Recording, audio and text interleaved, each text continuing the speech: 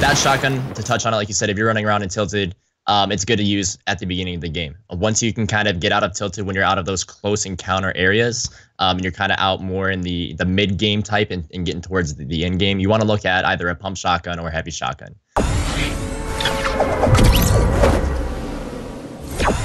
Hey, Fortnite fans, and welcome back to another episode of the show. Exciting week this week. We got a double barrel shotty added to the game. They're rebalancing some of the building stuff.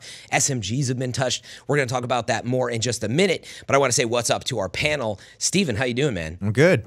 And I'm super excited. Very special guest, KP5. What's going on, man? What's going on, guys? Thanks for having me. Yeah, you're out in Minnesota right now, but you're going to be coming out to California eventually? Yep, making the big move in about a week, man. Super excited. Yeah, it's exciting. We're going to be talking a little bit about that news today. KP just joined CLG, so we'll talk about his going pro later in the show, but we do want to just get into some of these big changes that have come to Fortnite. So let's just start with the double barrel shotty. We are going to talk about best shotty strats. We were talking to KP earlier, and I think he's a great guy to talk to, obviously Stev as well, but which shotgun do you want to use in what situations? And, now they have this new shotgun added. Where does that fit into the arsenal? So, again, let's just start with the double barrel shotty. KP, let's start with you, man. How did you feel about this addition? Yeah, so yesterday was the first day that I actually got to try it out. I wasn't playing the day before for the patch day. And I do got to say it is only viable in, super close situations. You have to literally be, literally barrel stuff in them to really get good hits. It is nice to use, though. It's nice to be able to have that quick double fire on it, basically, to land either two really hard body shots or get a one pump with it or whatnot. But overall use, after using it for a couple games, I decided that I'm really not going to run it in my setup unless it's in the early game. Yeah, it's interesting to hear that feedback. Stev, he had only played with it. Steven, sorry. I call him Stev while we're playing Fortnite, so bear with me. But he was, kind of excited, and they were telling me, Fran, this is the shotgun for you. Because, I'm not a great player. I could use, a super powerful weapon, right? But, Stev, why don't you give us your impressions of now that you've had some time with it? How do you feel about it? So I was lucky enough to drop in my first game after it first came out, and I got it, right away. And I took the first guy down, and then another guy ran into the door, took him out instantly because the fire rate is so fast. Yeah. But I was playing more today, and I realized when you're in squads and you got to take out a team of 4 and you use maybe 2 shots on the first guy, it takes I think 5 seconds to reload. You're just out of the fight until you reload that gun. So I've changed my mind about it, and I'm still leaning toward the heavy shotgun. Yeah, exactly. I think it's it's funny, it feels like 5 seconds or something, but I think it's only a couple seconds for that reload. I'll have to see if I can find it. Yeah, 2-second cooldown time. Oh no, that's when swapping. Yeah, when swapping. So maybe reload is even worse. But so yeah, for me, I was super excited to use it actually. I've always been a fan of the heavy shotgun. So I got out there, started using it, and it's fun. But as they said in the notes, you got to be extreme close up, like you were saying, KP. And it is just deadly at that. I mean, you drop between 140, 150 shots on people. So in tilted, maybe running around inside, yeah, could be pretty amazing. But maybe let's move on to so now that it's in the game for now, we'll see if they keep it. What shotguns do you recommend rolling with as sort of a, let's say, mid-tier to evolving higher level player? Honestly, that shotgun, to touch on it, like you said, if you're running around and tilted, it's good to use at the beginning of the game. Once you can kind of get out of tilted when you're out of those close encounter areas, and you're kind of out more in the mid-game type and getting towards the end game, you want to look at either a pump shotgun or a heavy shotgun. I look at the pump shotgun. I love it. I came from the days of the double pump. I still wish it was in the game. A lot of people say it didn't take skill. But you had to aim for the head in order to really land 2 good shots when you were double pumping or switching back and forth. And, the timing on it, you had to practice a lot with it too. Now you can just hold down mouse 1, which we'll get into that later with SMGs. But I would honestly say that the best shotgun in the game is definitely going to be the heavy shotgun. It is going to be a little bit harder to use, though, because the reticle is going to be a little bit smaller. So your pellets are going to be more of like a slug in a way, and you need to make sure that you hit inside that circle. The pump's going to have a little bit more of a spread out like shotgun pattern. And you also got to realize when you're in these high intense build fights, when you're in these professional scrims, when you're in the duo scrims, solos, or the squads, you're going to be lucky enough to get maybe one shot off before you have 17 different walls thrown in your face and you got to continue building higher to not lose the high ground. So I would say heavy shotgun all the way, and then right after that would be the pump. So if you're just getting into the game, though, whatever, yeah, it sounds like you're saying if you really know what you're doing, drop in and you spot one of these new double barrels. Sure, grab it for a while in the beginning, then drop it and find something next. So where does, let's go through. You got green and blue tac shotties, and then you, of course, have the same with pumps. The heavy is going to be a lot more rare, so I think it's like, with any luck, of course, if you get that, it sounds like you'd be like, just keep it, right? Yeah. Stick with that. But For sure. excluding that, and even the gray tac shoddy. So what would you recommend people pick up and carry with them throughout most of the game? It depends on the loadout that you're running. You know, if you have a heavy or a pump, depending on your skill level, if you're a builder, if you're kind of one that will build a little bit and then just jump down and kind of go for those continuous shots, a tactical shotgun is a really good shotgun when you know how to use it properly.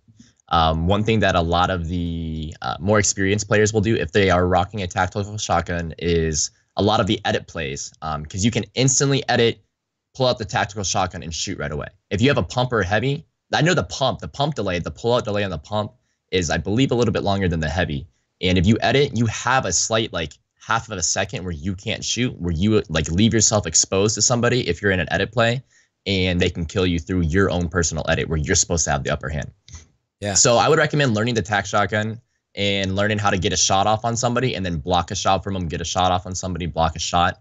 Or if you land a good shot where you know you can just follow up with a nice secondary damage shot, use the tac shotgun because it is a good shotgun. And a lot of people are like, if you can get a blue tactical shotgun, a lot of people are almost taking the blue tactical over having like the pump or having the heavy shotgun because you can get more shots off within a smaller amount of time. Yeah, that's exactly where I'm at. Like, I know that the blue pump, if I can get that headshot and have the range, like, I'm in a better position, but I'm just not that good with it ultimately compared to you guys. Yeah. So interesting. It sounds like your advice is you're kind of saying, like, practice editing walls between you using a tac shoddy. Is that what you were saying? To, like, start to... So, I mean, definitely... Yeah, when you learn, once you learn each shotgun, like, how you can use it for different situations, it's going to help you kind of excel your gameplay tenfold because obviously shotguns are one of the strongest guns in the game.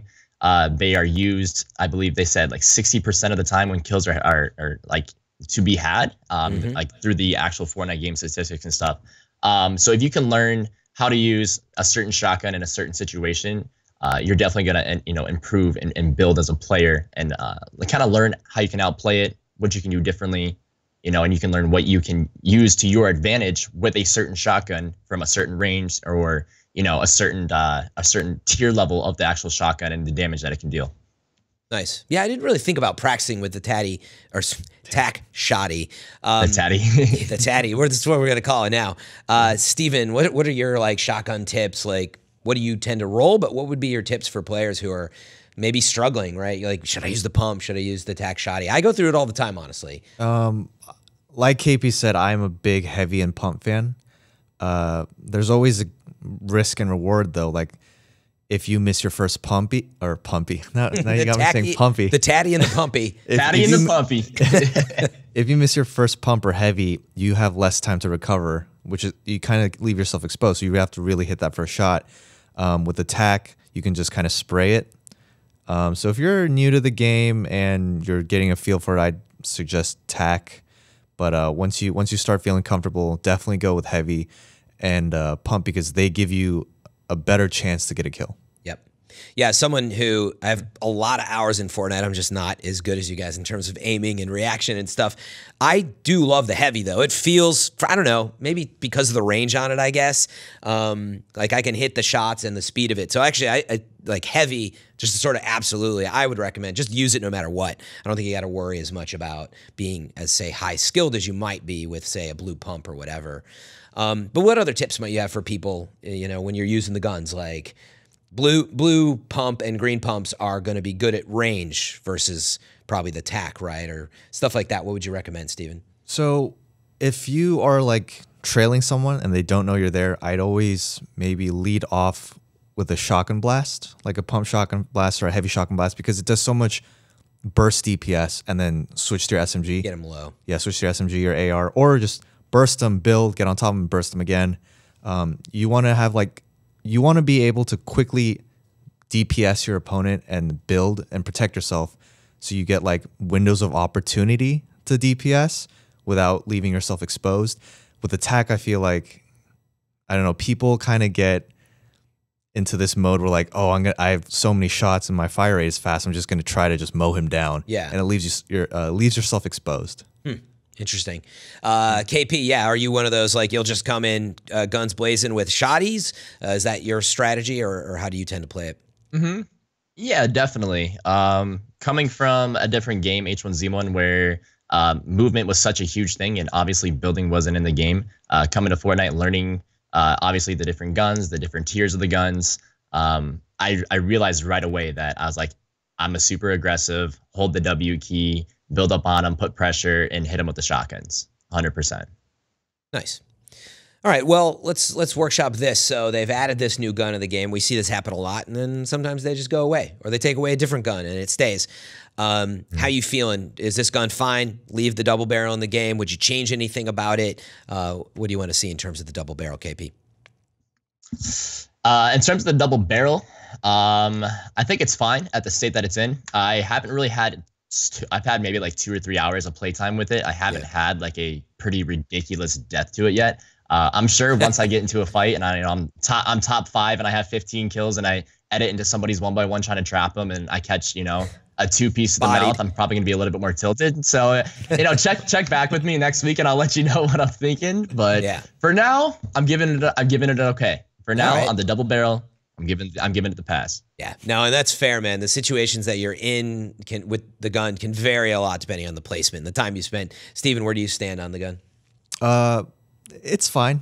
I'm in the same position. Yeah, it's like if I see the double barrel, I'll take that over a tac. But the second I see even a green pump, I'll probably take that. But this is a good segue into the next topic, SMGs. I feel like they added this shotgun as a reaction to the whole uproar, like the meta of SMGs. The SMGs were way too strong, and they actually nerfed SMGs again today.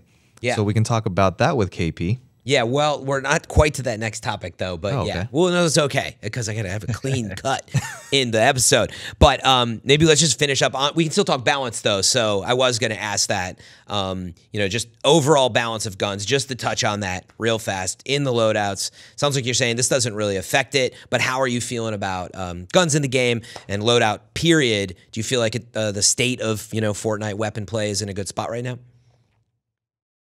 No, I think the state of Fortnite weapon play is actually completely trash, honestly. I love the game. I love the developers, and I know that they have the infrastructure and they listen to their community and stuff to make the changes and stuff. But I think what they're trying to do is they're trying to push too much content out, and they're trying to push way too many guns out, way too fast, way too quick. And every game that succeeds is going to have different metas that you have to adapt to as a casual player and as a competitive player. It's way too many guns, way too many different metas every single week to adapt to, and they are slightly, they are progressively lowering the skill gap every single patch they put out, and it scares me because I've seen other games do this exact thing that are on the bottom of the viewer lists now, in the directory. So I'm not a fan of the metas at all.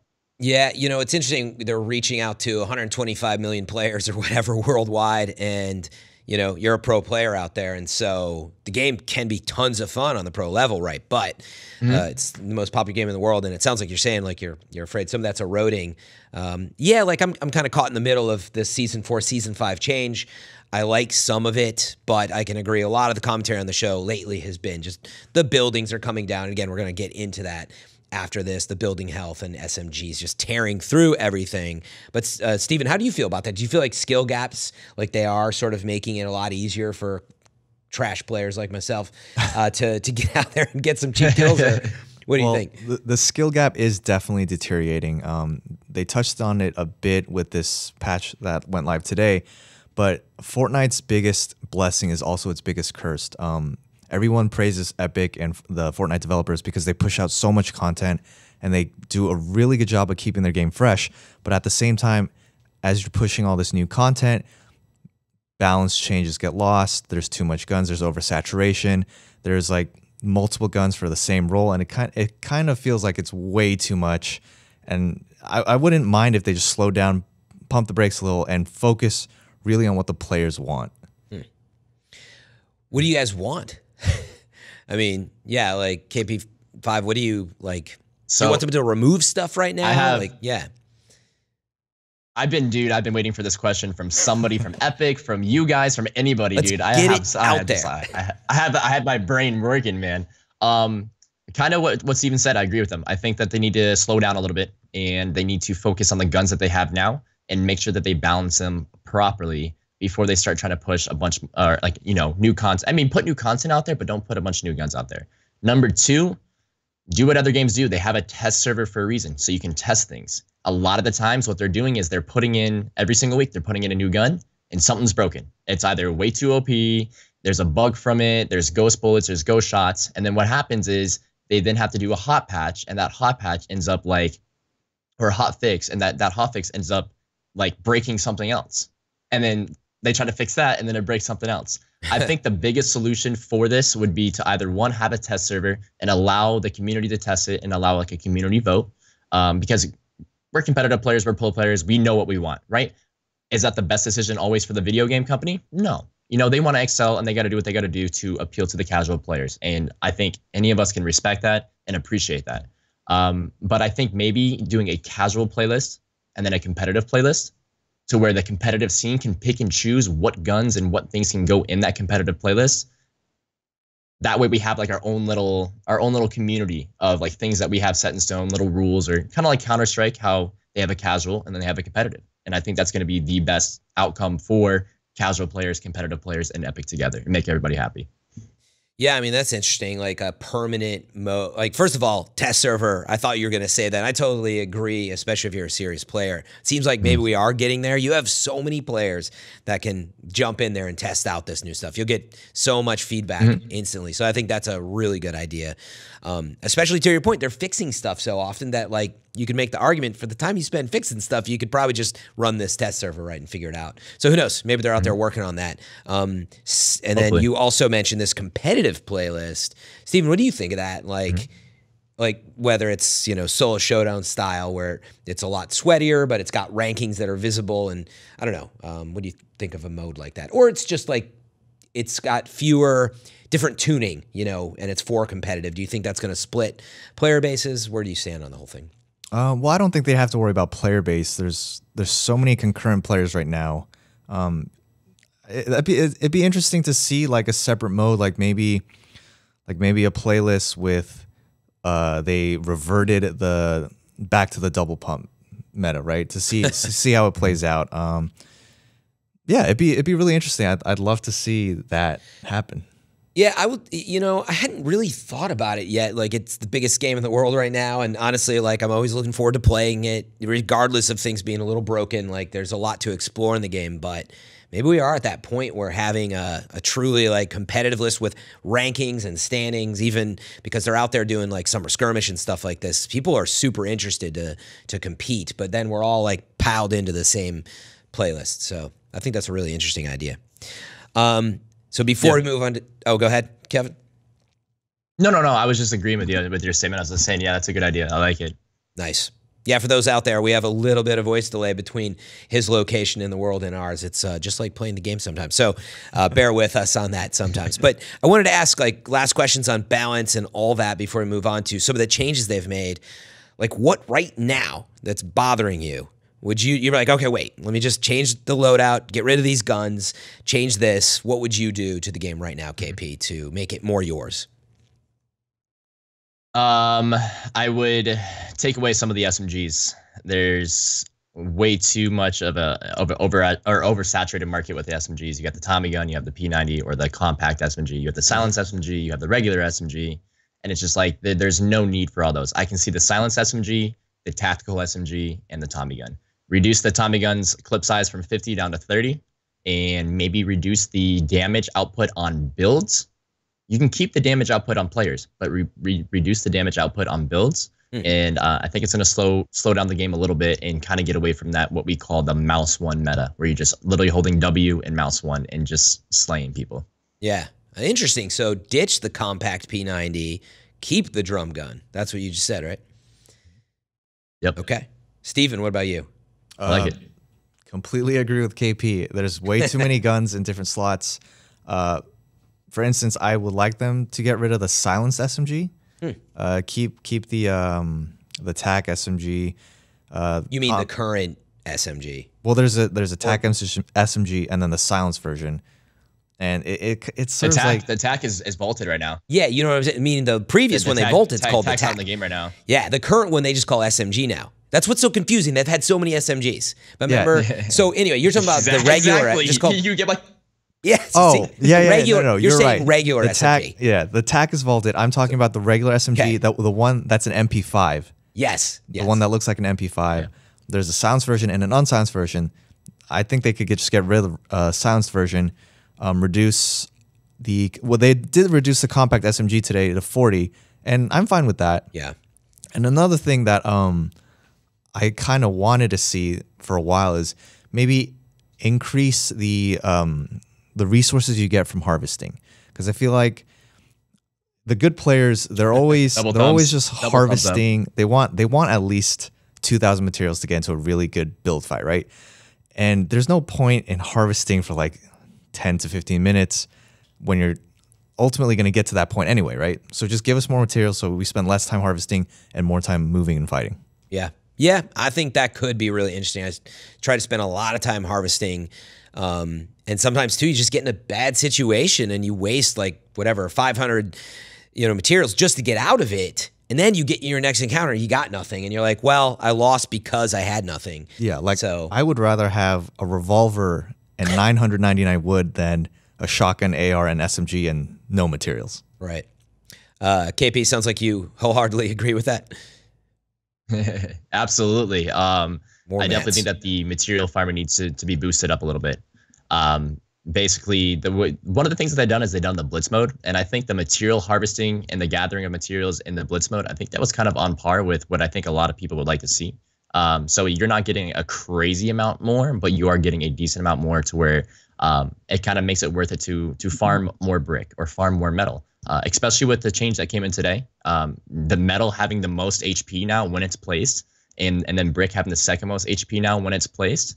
Yeah. So I would like to see that, the mats kind of shoot up a little bit, because we do spend a lot of time farming materials. I mean, in public games, not as much, but when we're doing our scrims, if you ever watch those, 15 minutes of the game is literally spent farming materials. And if you're in an area where it's good for materials, but the safe zone is on the other side of the map and you have to rotate earlier, you're SOL, because you don't have that time to farm those materials. And you get into one big build fight, you're playing against all these other pros, you're going to drop 1,000 mats in a good build fight at least. You kill them or they kill you. Nobody has mats to gather from that, because you just used all those mats to get into that build fight. So, yeah. No, I wholeheartedly agree. Thanks for keeping it PG, by the way. Now that is a perfect time for a segue. We do want to touch on the new weapon balance and building balances that they just, hot patched, hot fixed just today, was it? We are recording on a Thursday. You'll see this on a Friday, so little context there. But, okay, let's get into what the changes are. Let me run through them real fast. So for building changes, what they said they wanted to do is by increasing the initial wall health values based on material type, material strength, it should feel more intuitive when making decisions. Basically, that was a long way of saying that they have increased the wood wall initial HP from 80 to 90. It used to be 100 before, they did the previous nerf, by the way. So now they're somewhere in between that 100 at 90. Stone wall initial health has been increased from 80 to 100. It used to be at 90, actually. So stone they brought up a little higher than where it was. So that's interesting. And then metal, I don't know that they had touched or where they touched it last, but that's up to 110 now.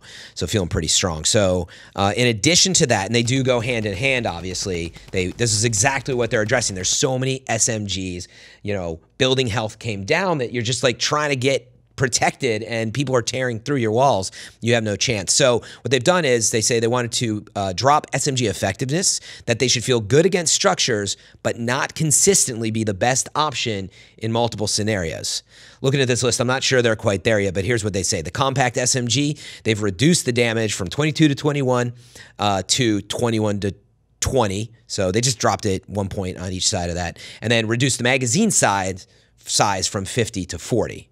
Drum gun, they have reduced fall-off damage range from 80 to 70% at 3,500 units, and they've reduced the fall-off range damage from 65% to 55% at 5,000 units. So change drop-off, and then they did a little bit with jumping accuracy, target accuracy, and the spawn rate. Okay, a lot of information. Be sure to check out Epic and all the news on the patch there. But, okay, let's start with you, KP. What do you think of these changes? Have you even had a chance to test them out yet? No, so I haven't actually. Today right. I spent kind of getting ready for packing, getting ready for moving, you know. Definitely looking forward to it, though. It's going to be very interesting, kind of like what I was touching on, talking about material gathering and, you know, us wanting more materials from a single swing or hit. It's going to be more viable to use brick and metal now than what it used to be. Because like you said, the wall or the wood used to be 100 HP as soon as you placed it.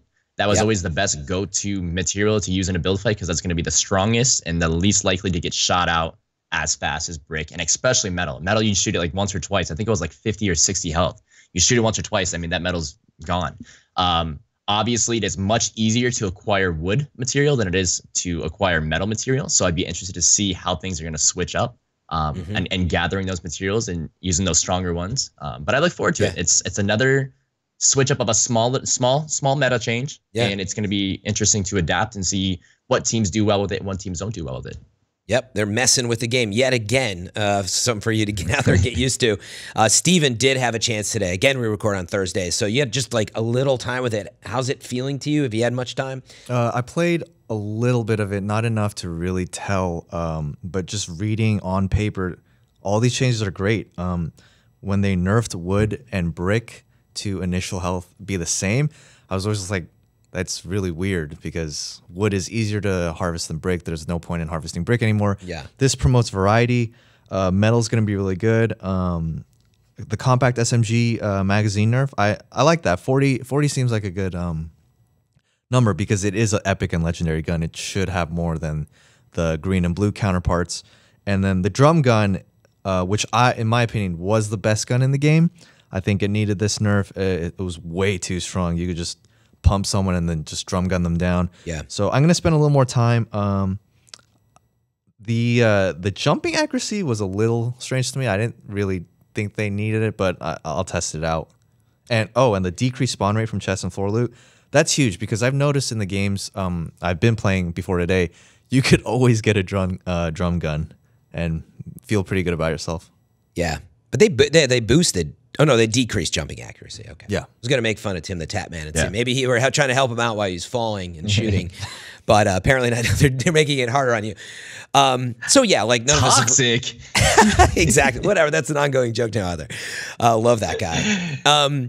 But, yeah, so, like, we haven't had a chance to play it yet. But I am excited to get out there and change it. I think based on what we've talked about, though, they're going to have to do more than this. It's like a step in the right direction. But without playing it, it's a little hard to say. So. Anything further on this topic, KP? No, I think I just kind of what you said. Definitely a step in the right direction, and you know, a lot of people in the competitive community have already seen their applause for this, and in realizing that there might be change, and this SMG meta might get dropped sooner than we thought it was going to be. So we're excited for it. Yeah. All right, let's move on to our next topic, which is all about KP. He's joined Counter League, CLG, going pro. He's going to be moving. He's on the next big thing. So we want to hear all about that. Yeah, why don't you just wrap up the announcement for us, KP? What happened? What's that mean for you? Who else is out there on the team with you playing Fortnite for CLG? Fill us in. Awesome. Yeah, so I had taken a break from gaming last year back in July. It took about 7 months. Just worked and kind of like wanted to figure out if I want to continue gaming and go for, competitive gaming. Fortnite came out, wasn't a fan of it. I started playing it in January, actually enjoyed it and started liking it. Fast forward about 6.5 months later, I was basically the announcement came out that there's going to be $100 million. Of course, huge esports news. Everybody's interested. Teams are getting interested. We're all hyped. This is crazy. there's a chance that I could possibly go professional, and I'm making the next steps to figure out what team I want to join, if I can possibly even join a team. Am I up to that par? Am I up to that level? So yeah, a lot of things that went on in the last 6 months, but basically caught up to speed right now. Talked to a lot of different organizations. Talked to 100 Thieves for a little while. Talked to Misfits. Talked to goodness gracious, we talked to FlyQuest, and we went as a team that I had previously before signing to CLG. We were a roster that we're all friends. We've all been playing together for about 3 years. We went to Los Angeles, went to the CLG offices, and we did basically one-on-one interviews with everybody there. And towards the end, they came to me and they said, "Hey, we're really interested in you. We are going to continue evaluating your other teammates, but we want to let you know that we really, really want you, and we think that your vision aligns with our vision." And it kind of put me in a pickle for a bit because I didn't want to leave my boys behind. They had been my best friends, and we made a pact to stay together. And I wasn't sure if I was going to take the offer from CLG. And after some thinking and just thinking about my future and the connections that I can make with the team, what they had to offer, and as well as how welcoming and how much family they were to me, just off the bat, I decided to sign to CLG. And then I found out the other players that were coming on board, and I knew that they were super awesome content creators, super awesome slayers, and I was super excited to basically form that CLG team with them. Yeah, and who else did they announce along with you the other day? Yeah, so we have Wish You Luck, Crispy, and Marksman, the YouTuber and big streamer man. He's awesome. Exactly. Yeah, no, I was really excited to see the lineup, and we talked about it before the show, but Wish You Luck coming from the Destiny community, I was excited to see him out there. A lot of people from, we do another show called Fire Team Chat you guys should check out, but it was exciting to see that announcement alongside it. And the video was cool. You mentioned, can you say who helped produce it and talk about that at all? There's a cool announcement video. Yeah, absolutely. So they kind of gave us a rundown. I signed my contract back in the middle of June. It's August 9th right now. We just announced yesterday on the 8th. Yeah. So keeping this secret bottled up for 6.5, 7 weeks, whatever, was super hard. And they basically introduced to us different ideas that would have different time frames of when the announcement could happen. And this was going to be the longest time frame, but they said we want to go super big Hollywood type style. We want to work with rocket jump, and you want to get an airplane hangar. And we have all these ideas, and basically how the video turned out. Yeah, dude, Freddie Wong from Rocket Jump was a super awesome guy. Completely killed it with the filming. Treated us fantastically. Him and his entire crew, awesome people to hang out with and film and shoot with all day. So that was super exciting to do. Yep. Yeah, you can check out that video on Counterlogic Gaming's YouTube channel, on their Twitter. Yep. Where else? Yeah, Twitter, YouTube, Instagram, Facebook. They got all the social media outlets covered. So you can just type in CLG Fortnite, and you'll find it. Nice. So I do want a little history on how you got to where you are, but I know Steven wanted to ask you a little bit about your H1Z1 days and compare it with Fortnite. Mm-hmm. Steven, you want to toss that out there? Yeah. So congrats again on CLG, KP. So H1Z1, the Battle Royale mode, was one of my first PC games, and I was absolutely in love with it. And that's where I actually first heard of KP5. He was a super good H1Z1 player. And in that game, it's all about accuracy, about two tapping. You really gotta hit the headshots in that game, things like that. And going into Fortnite, it's weird because there's so much bloom and building is a foreign concept. So initially, I saw a lot of H1Z1 players kind of get turned off to the game. And it's funny now that everyone's warmed up, everyone got really good. All the H1Z1 pros are amazing at Fortnite. So it's the Battle Royale runs in their blood, I guess. But I wanted to ask you, KP, what about Fortnite, besides the content and how fast they push out content, what about Fortnite is more appealing to you than H1Z1 and vice versa? Yeah, that's a really good question. A lot of people have asked me that question. Basically, I just kind of got drawn off of H1Z1 after it started its decline after preseason 3 in Z2. So after March, April area, they kind of started their decline. They didn't really like to listen to their community a lot. And I feel like they were just a little too late on things. And there were some very smart individuals, and we just, as a community and the game company, we couldn't come into agreements with certain things, and the game just kind of started falling off. I started getting bored of it. I had 4,000 hours in the game, and it just was not the same game that I started playing when I fell in love with it. That was, touching on your subject, it was my first ever PC game I've ever touched. I played RuneScape back in the day when I was like 10, but first ever like FPS style, battle royale third-person shooter type style, and I fell in love with it, and the game wasn't what I wanted it to be. Obviously, still owning those skills. And trying to progress in the battle royale genre. I tried out PUBG, wasn't a big fan of it. Then I took my break. I came back, came to Fortnite, and you're right. Right off the bat, I was turned off from it. I was like, this is so dumb. For the first week, I didn't build at all. I didn't know how to build. I didn't edit. And I'm sitting there just shooting people. Number one, getting tilted that my shots aren't hitting exactly where I'm aiming, because that's what I'm used to and not used to bloom in a video game. And number two, every single time somebody would build, I would sit there and I try not to rage, but I would rage. Like I used to get so mad and yell at them for building and stuff. And now here I am 8 months later representing a shirt that says just build, like it's completely, 180, and it's, I think what really drew me to the game was, it presented something to me that I sucked at. I was not good at.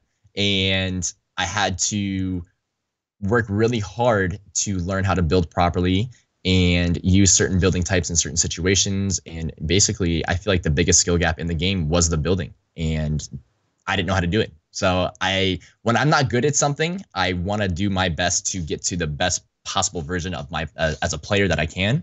So I had to self-teach myself a lot of things, and I learned a lot from other players and how to perfect a building. Awesome.